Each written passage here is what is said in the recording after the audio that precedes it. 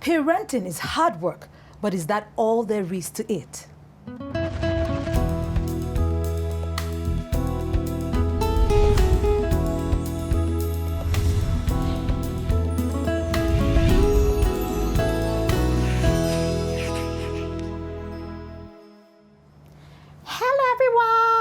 Hello, people. What was that about? That's my childlike voice. There's a child in everyone. That's true. There's a child in me, there's a child in you. And besides, we're having children here. I mean, a special child. Yeah, there's an awesome child that's coming up very soon. So her being here is... Yeah, so we have to represent her well. Yeah, that we're all together. I mean, I'm an adult, but yes. There's a child in me. Yeah. Honestly, it's something I think all adults should make connection with in every season of their life. That child in them, otherwise they forget. Sometimes we are too serious. That's our problem. Too serious. You know, maybe we're CEOs or we are, you know, it comes with the territory. And the responsibility of life generally, being a mother and all of that. Sometimes you have to, I need to be on top of my game. So we lose out on the little everyday things. The innocent things. Yes. Yeah. That should allow us to enjoy life, because there's so much to enjoy. And children, children have it. Children have it. And you know, sometimes the frustrating thing, especially the adults who are really playful and, you know, people are like, can't you be serious sometimes? That's the problem. That's the problem. But we should, connect with that child in you. Do you know what I do? Every time I sort of lose my way, I go back to asking myself, when I was younger, what was that clear thing that I wanted to be or do? And often it leads me back to it. Like for me, I think I always enjoyed writing. I just wanted to publish, I think, or do something. I haven't yet published, but you're a writer. You write now. Now I write, but I lost my way a few times happens. before I got back here. It does happen. It does. Wow. You know? How about you? What did you, as a child, what did you want to be? I had a lot of dreams. Okay. I had a lot of dreams. I knew I was always asking questions. Maybe that's connected to why I'm asking questions and interviewing people. But that was for me. I was always asking questions. I was quite inquisitive. So my mom thought, okay, she might do something related to media or journalism. Then as I grew older, I wanted to be a newscaster. So it became clearer that, but I'm not doing newscasting now, but you're in the territory, actually. Yeah. You're in the territory. One thing I love about media is somehow everything to do with content fits in there. Awesome. It just works all the time. Yeah. Well, at age 6, I was probably trying to figure out the easiest way to solve maths problems. But the girl you're about to meet is shaping lives at the very same age. This is a must-see after the break.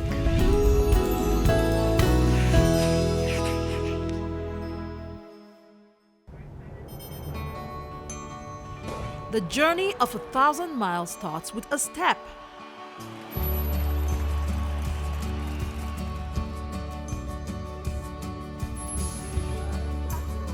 Enjoy every moment.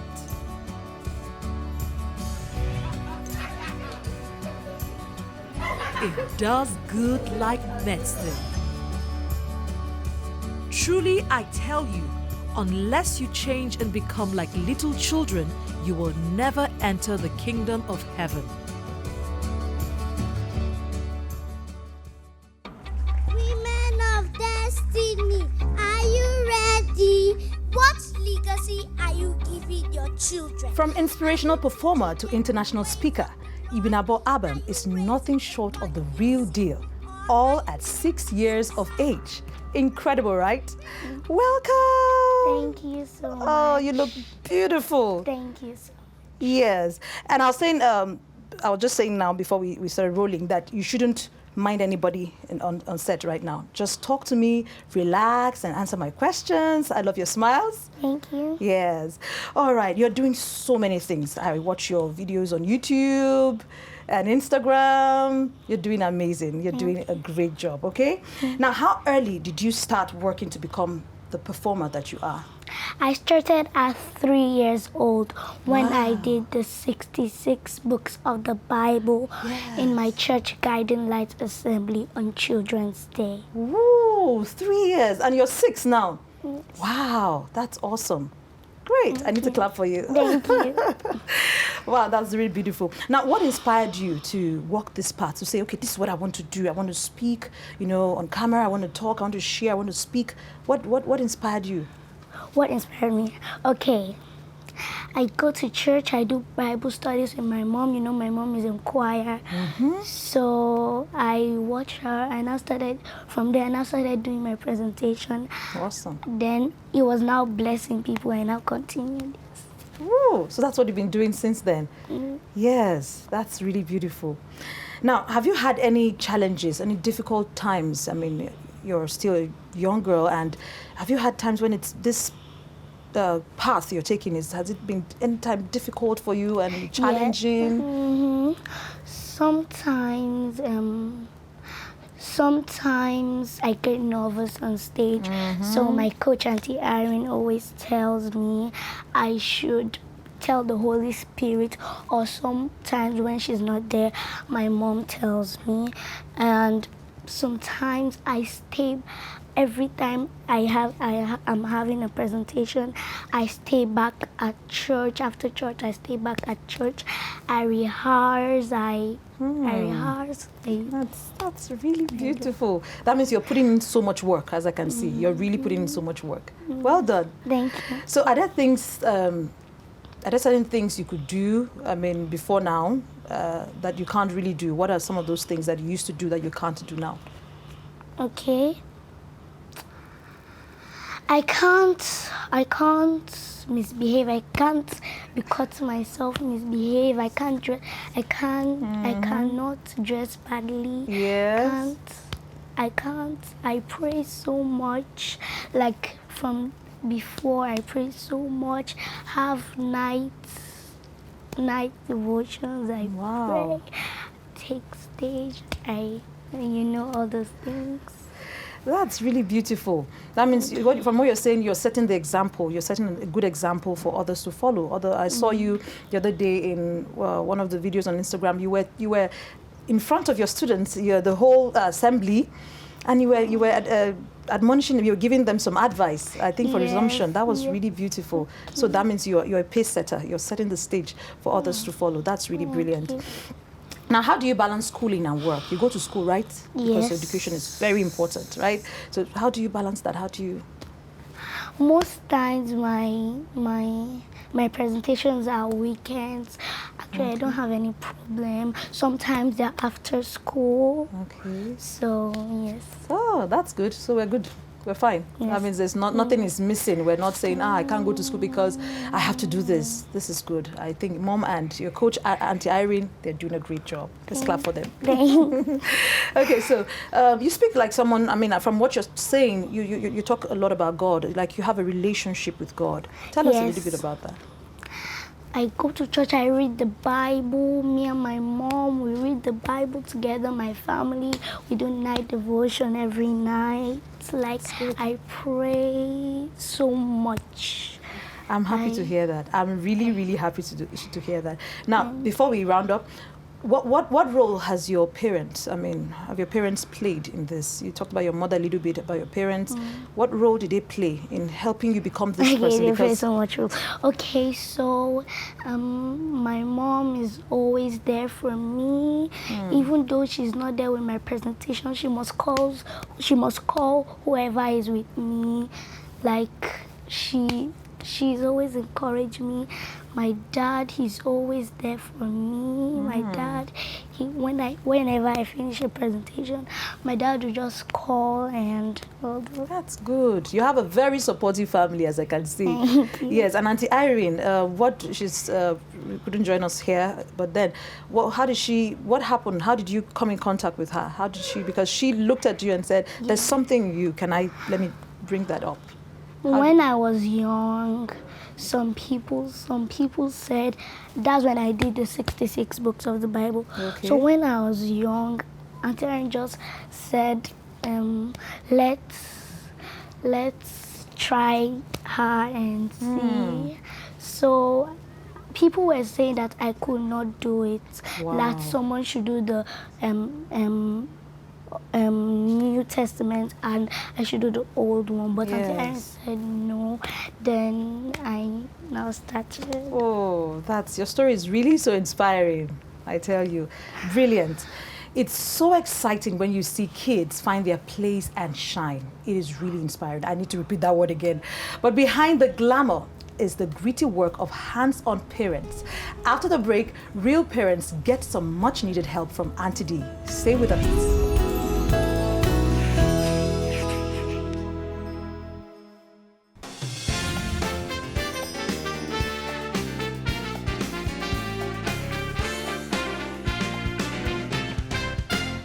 What's been happening with you living your life?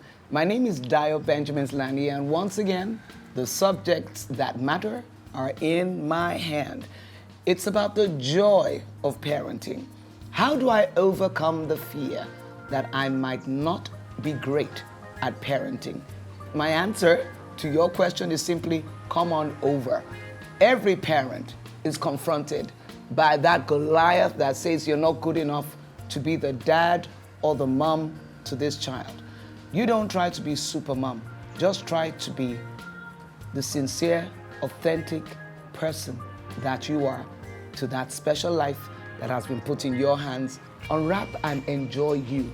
It's a journey of discovery. You're going to find strengths in you. You're going to identify weaknesses that need to be built up through relationship, through prayer, through fellowship, and the word. So, God hasn't given you a spirit of fear. It's come from something that's an adversary to your succeeding at the very thing you were born to be and to do. You can do it. And just in case you're in a place where you condemned your parents for not doing such a great job with yourself, begin by repenting. Now you are humble enough to see that, oh my goodness, it took an act of courage to raise a me. You embrace yours and become the best you can be. The rest is in God's hands. And the blessing is that whatever you do, having done all, keep standing. You will discover someday by the celebration of your children, of who you are and what you did, and you know what? I wasn't so bad a parent after all. In fact, I'm a great parent. Yes, you are. I have a child who doesn't want to listen to me anymore. He's a teenager and is past the age of spanking. What do? I've lost all the joy in being a parent. I mean, this is so sad you had to go anonymous. Fact is, the joy of the Lord is your strength. You've got to embrace joy in your relationship in God and that sweet fellowship of the Holy Spirit for you to come into the place where you can engage your joy as a parent, come what may. Everyone in life, whatever you're doing, is going to go through a trial of your faith. And if that trial comes, like obviously it has come to this, and you're going to give up, you said he's a teenager, he's a he-teenager. He's a he-teenager. I suspect you may be a mom and you're finding this challenging. Well, you got to work this like a mom. You got to work your way around it. Faith, hope, love. The greatest of these is love. Never give up on the joy to enjoy your child. You lose your joy when you make one critical mistake, comparing your child with another. Leave the other child of another parent. Focus on yours. Nurture, cultivate, embrace, encourage, grit your teeth and go for it. He's past the age of spanking, but he's not past the age of correction. From the time that child is born till the time you pass on, you keep using your rod. You keep speaking the word of love, of correction, of truth. Keep away from condemnation. And where you have condemned, instead of correcting, have the dignity and sincerity to tell your child, I'm sorry. If he doesn't want to listen anymore, find a way to get his ears, because you know what? They're all for you. In your many years of being a parent, what are the major things that have helped you carry out vested in them? For them, it has to be prayer. Prayer not just as, hey, I realize the prayer of fear is not the right kind of prayer a parent should pray. Whenever I'm afraid, I don't pray right. And then the other thing I found out is that who's perfect? Whose children are so perfect? You know, I say, if not you, Dayo, then who? You have to have the child who's an A-star. You also have to have the child who is academically challenged. And there's nothing wrong with that. And just in case you're a parent out there and you have a child who they say is autistic or has special needs or whatever, you know what? Stay special. You are that special parent. Let the joy of the Lord be your strength. Don't allow wrath to sit with you, because the wrath of a parent is the worst thing. It'll curse that child and their future. God bless you, help you, and preserve us all. He's a parent too. Never forget that.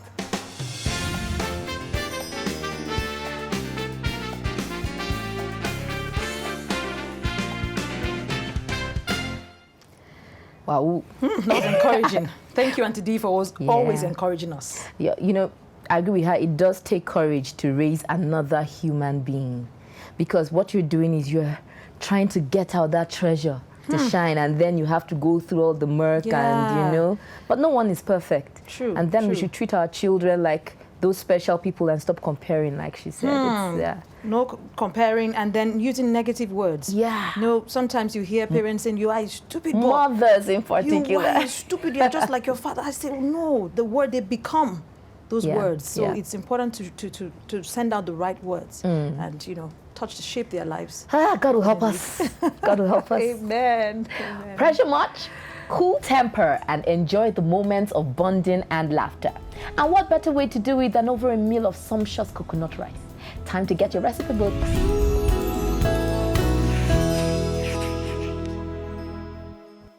Hello, it's me again. Welcome to Living the Life. My name is Emma Owe from Emmy's Kitchen.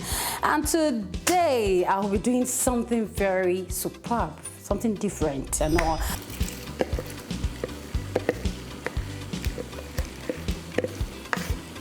I'll stir.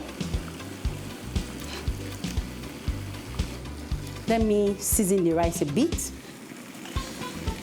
Then with pinch of salt, you know. So okay, so I'll wait for it to boil out, then I check the sauce. Yes, our sauce is ready. So I'll put this already made sauce inside. Put this inside. Well, I always add carrot first. You know, carrot is strong, so it needs to steam up and get softened a bit, and all. So meanwhile, you know this the shrimp, I didn't boil it because it doesn't take time for it to get cooked. So this is the time I can put it in. Okay, so let me stir. Meanwhile, I'm doing this so that the carrot will cook up, and I'll add our green and yellow bell pepper. So let's add them. Okay. One more stir. And we are good to go. Our rice. Our rice is ready. Yeah, the rice is. So, this is how to prepare jollof coconut rice. And we are good to go. All right, same on this segment of Living the Life. I'll see you next time. Bye. I've learned a new way to make coconut rice. I didn't know the style before. But is it because of the tomato she added? Eh? The tomato? Yeah, I'm not used to that, but that's new. Yeah, I should try it. Yeah, I haven't tried coconut rice before, so I won't judge you. I won't judge you. I don't care. I know it's good you don't care because I won't judge you. The other foods you don't know how to cook. Can you cook? That's true. Bring it on. Look at you. Look at her. Of course. that was too simple. I'll look for another recipe. Can you cook water leaf and okazi? There's no such thing. They can mix it. It's called a soup. Do you know how to cook it? You can't do it. That's it's called the name of the soup. I just told you the combination. There's nothing like that. It's what you make in your house. That one is new. Never heard of. You do it for us one of these days. No, but I love to try new things. Like okay. If you give me recipes and say this is how this should be done, I like to improvise. If I don't get, if you say okay, I need to use periwinkles, for example, if I don't get periwinkles, I could use snail because they're kind of connected. If I don't have dry fish, I'll use something else. You know, that's also So fish. when am I coming over?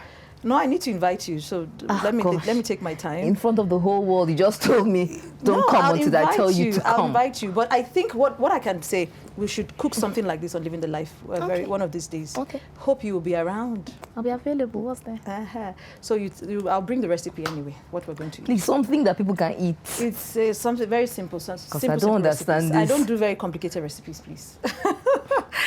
Anyway, do write to us at livingthelife@cbn.org and let us know how your coconut rice turned out.